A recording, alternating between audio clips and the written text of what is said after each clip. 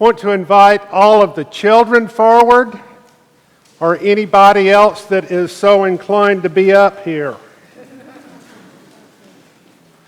Hey, Savannah. Yeah, we're good. Oh, my goodness.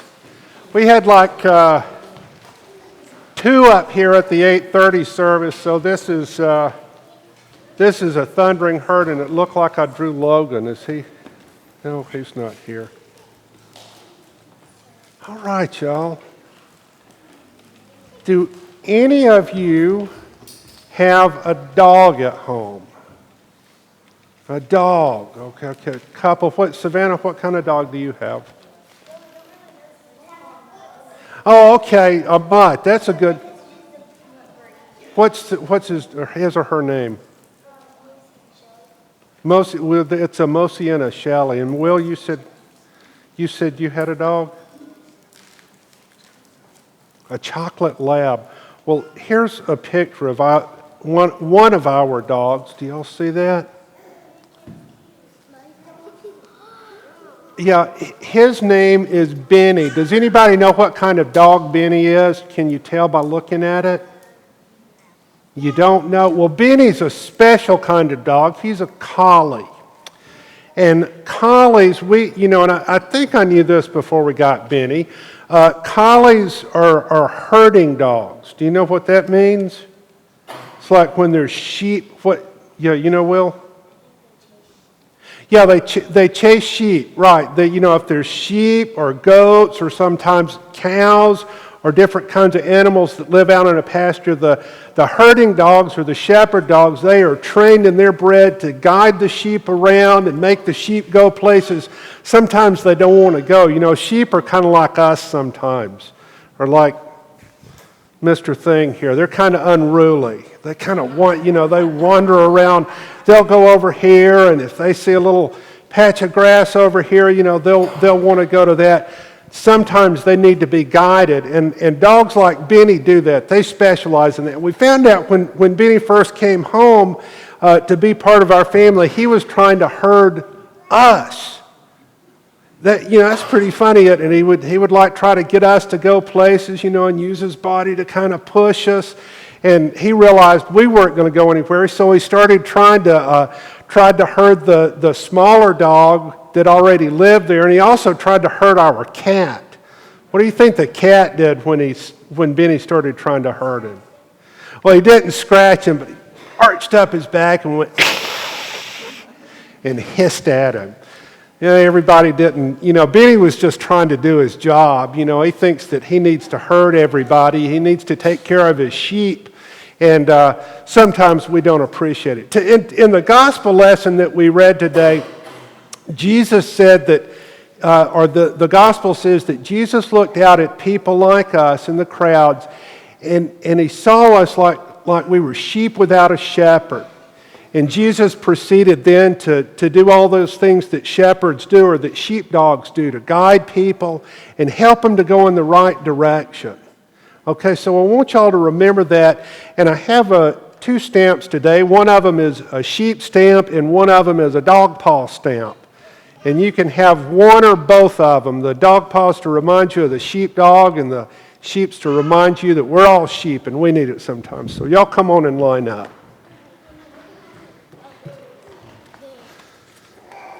You did a once around on me. Here, Logan, let me do it like this since I've got them. Do you want 1 or 2? 2. 2, of course. I want 2. You want 2 too? Here, let me. There you go. All right, you're done. All right. Hey, What? Tell me later, okay? I'll come find me after church and you can tell me then. I promise. Is that enough or you want 2? Okay.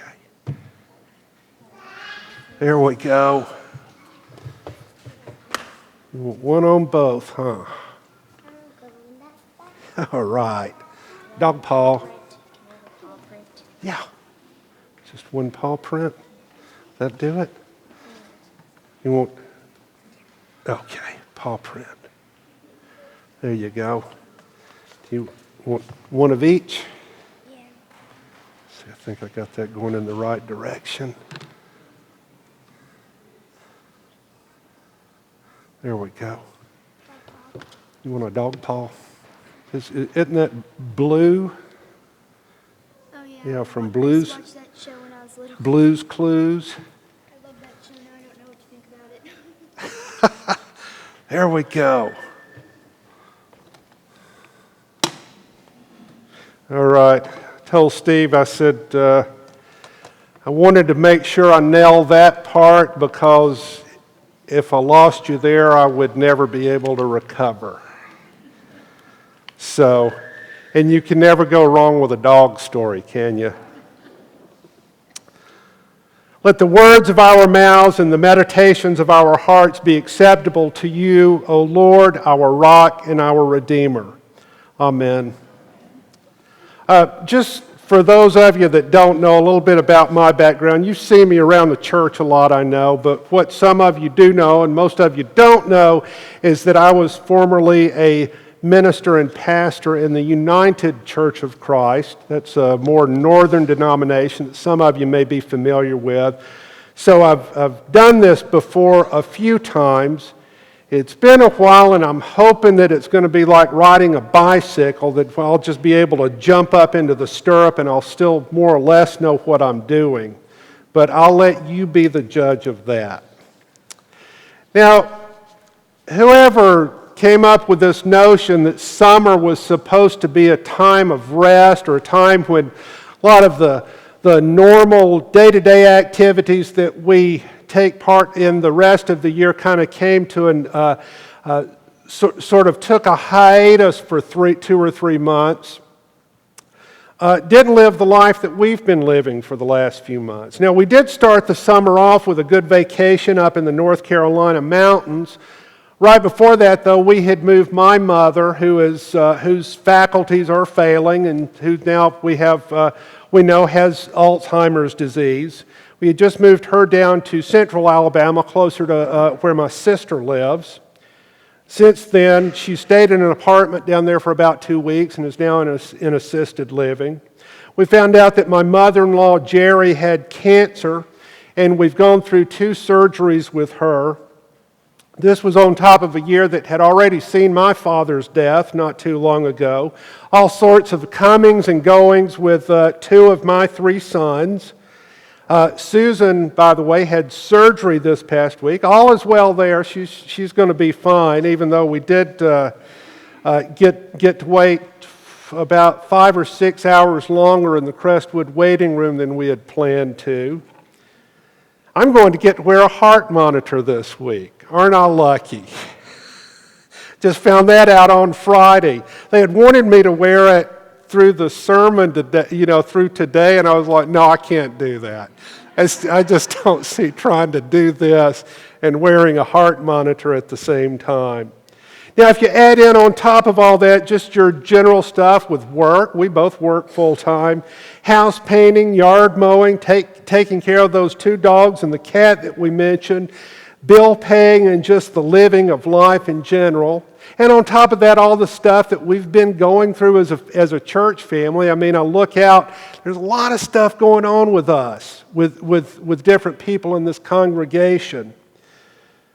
Does any of this sound familiar? Because I could just shift a few names and a few details, and I could be describing just about anybody's life that's sitting in the sanctuary this morning. When we read the gospel just a few minutes ago, what was happening with Jesus and his crew was not really that different. You'll recall just a few weeks ago that Jesus had sent the disciples out without food, without shoes, without extra money or extra clothes, and told them to go do the things that he had been doing, that is, preaching and teaching and healing, casting out demons, and bringing about the kingdom. They had come back at the beginning of the text that we read today very excited. Of course, another thing that had happened that we read about just last week was that John the Baptist had just been killed, beheaded by that louse of a ruler, Herod, just because his spiteful mistress wanted it. If you were shocked a little bit by last week's story, you should have been, because, who does that kind of thing? orders the beheading of somebody that they loved and they admired just because they're going to get a hoochie coo dance. This week, of course, as the aftermath of that, as the disciples are coming back and Jesus himself is tired, we hear Jesus wisely advising a time of rest and respite. Let's take it easy for a few days, boys. Let's kick back a little bit and rest because we've really been working hard lately. We've had a lot on us. But of course, that wasn't to be. The disciples had just seen, Jesus knew, and we see this time and again, that the need is just too great to rest for long. Sooner or later, life around us is going to catch up with us. And the needs of people around us are going to interrupt us, and we'll need to react somehow. We read, as Jesus went ashore, he saw a great crowd, and he had compassion on them because they were like sheep without a shepherd. I want you to think about that image for just a moment, like sheep without a shepherd. What image does that evoke for you? Now, I don't know that much about sheep. I grew up here in North Alabama, and sheep weren't a big thing up on Sand Mountain where my family farmed. You know, there was mostly cattle and pigs, and those animals take care of themselves. But I understand that sheep are a little bit more unruly, that left to their own devices, they'll wander off, they'll get themselves in trouble, or they'll become feral pretty quick, you know, where they're just unmanageable. I read not too long ago on the internet about one sheep, I believe it was in New Zealand, who wandered off from the flock and managed to evade his shepherds for about 2 or 3 years. And when they finally found him, he had about 300 or 400 pounds of wool growing on him. See, sheep need to be taken care of. They need to be groomed and watched. Jesus and his disciples, when they saw what was going on here, proceeded to do their thing again, teaching, feeding, healing. That these crowds appeared shepherdless to Jesus, of course, shouldn't be any great surprise. Again, we have Herod and the Roman Empire hanging in the background. They're not doing a good job. Some of the leaders of the people in times past, like David, we've been reading about David in the Old Testament lessons, and in today's psalm, some leaders were good shepherds. Many, if not most, were not and could really care less about the people. Let them take care of themselves, they said. These people are selfish and corrupt and don't even really care. They turn their backs on people that are in their greatest need and forget that they're there. Sometimes those effects of corruption gnaw away at the insides of these people. Herod, for one, seems to have been a little bit concerned. He lived and died in fear, but most of the time, though, the shepherdless just don't matter that much to the rich and powerful. Sometimes they don't matter that much to us if we're really honest. So why should Jesus have been so concerned? I mean, you know, there's other people around. There's all kinds, you know, there were probably programs that these people could have been put on or something like that to take care of their shepherdlessness. Jesus was tired, and he had earned a little break here. So why not just sit by the pool and cool off and maybe have a nice cold glass of tea and relax a little bit?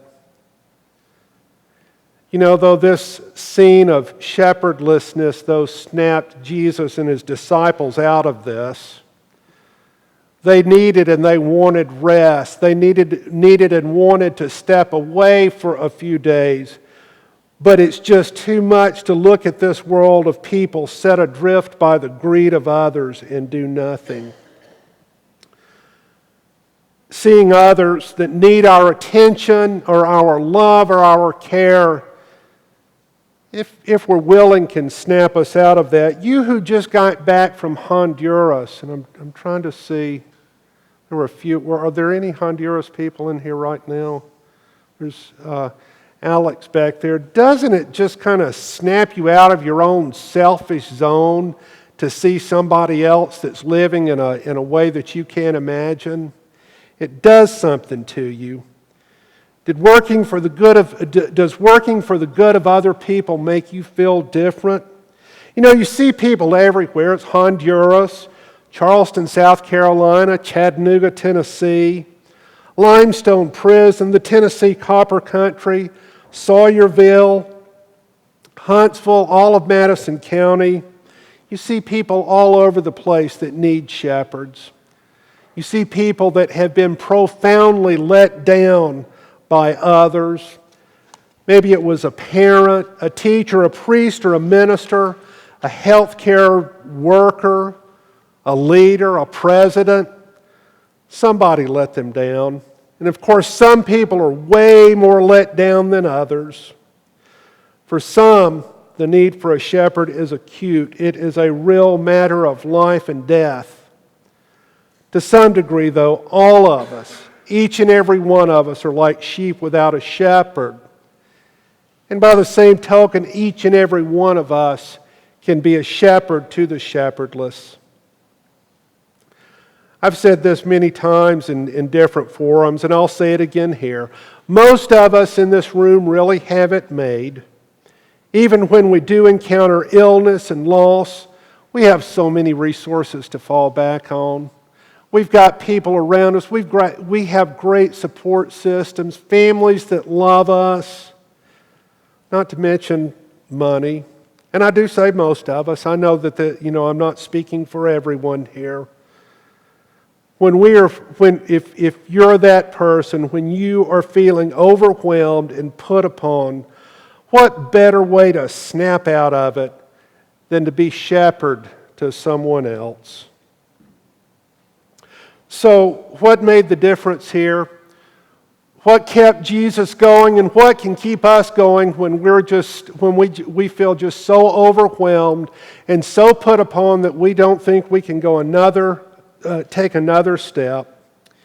If there's a secret here, if you really can call it a secret, it's in that phrase, which is to me one of the most captivating in the Gospels. He saw a great crowd and he had compassion on them because they were like sheep without a shepherd. When we are tired, when we are weary, when we can't go another step, it seems like compassion was and is a great motivator.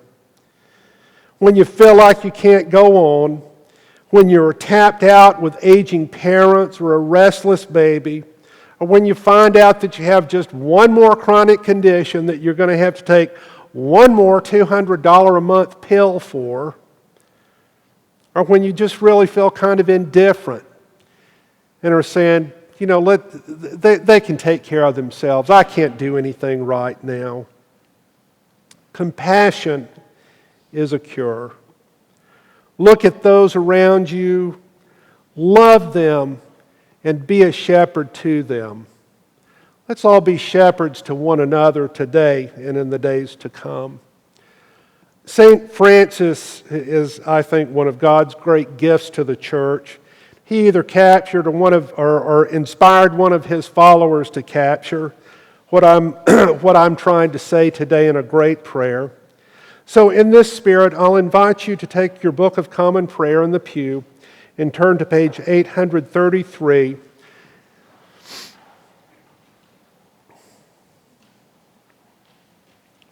And let's read together prayer number 62, this prayer attributed to St. Francis.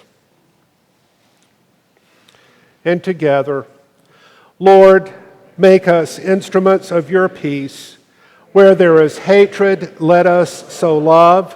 Where there is injury, pardon. Where there is discord, union. Where there is doubt, faith. Where there is despair, hope. Where there is darkness, light. Where there is sadness, joy. Grant that we may not so much seek to be consoled as to console, to be understood as to understand, to be loved as to love. For it is in giving that we receive, it is in pardoning that we are pardoned, and it is in dying that we are born to eternal life. Amen.